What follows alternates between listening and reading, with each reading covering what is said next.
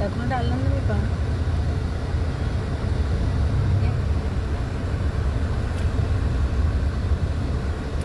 අයින බලලා අයින ගැනීම චුට්ටක් දකුණට.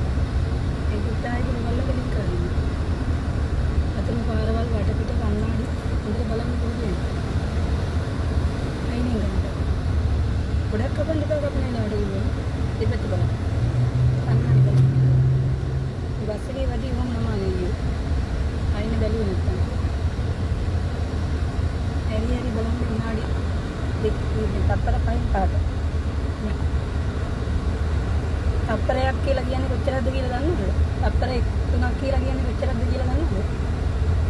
අනතුරක් වළක්ව ගන්න තියෙන එකම ටයිම් එක තප්පර 3යි. තප්පර 3 කියන්නේ 1001 1002 1003 කියනකොට මෙහින් ගන්නවා නේද? තප්පර 3යි 1001 1002 1003 කියනකොට මේ වටපිට බලන්න ඕනේ. තප්පර 3 4 5 යනකොට මෙහි බලන්න. අයිනේ බලන්න. තප්පර 3යි ජීවිතේ බේර ගන්න තියෙන්නේ. අනතුරක් වළක්ව ගන්න. අයිනේ ගන්න. මොකෝ යන්නේ? යා. මෙඩිකල්.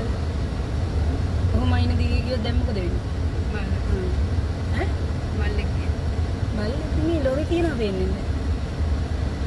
යා. දැන් ඔහෙට අල්ලගෙන හිටියොත් පාර මැදින් ගිහිල්ලා රෝඩ් එක දිහා යන්නේ. මෙහෙට අල්ලන්න එපා. කෙලින් තියාගන්න ඕනේ. යා මෙඩිකල් ගන්න.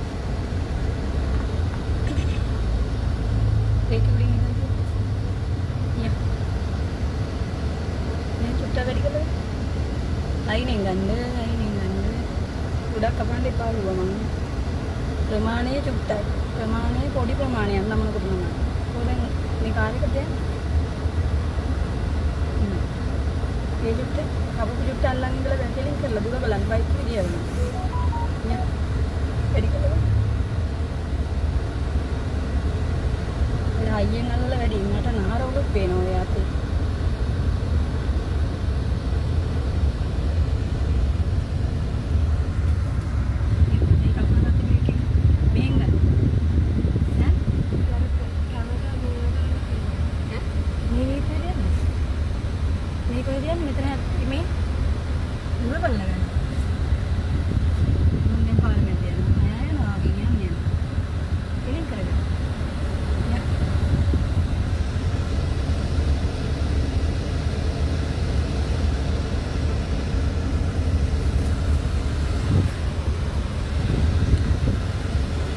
දැන් ඔයාලට චිත්‍රයක් අඳින්න ගියොත් මේක දිහාම මේ මොනවාද මේ එකම විදියට මේව කරන්නේ නැහැ නේ. ඒක ලස්සනට ඒක හැඩ කරලා එක මලක් එන්දොත් එක පෙති එක තාලෙට එක විදියට අඳින්නේ. එතකොට ඒක ලස්සනට මේ ඒ විදියට අඳින්න ඕනේ. එතකොට පාර බලලා පාරේ තියෙන හැඩතල වලට අයින් වලට ඒවා ඇඩ්ජස්ට් කරගන්න ඕනේ. චිත්‍ර අඳිනවා වගේ වැඩක් තමයි.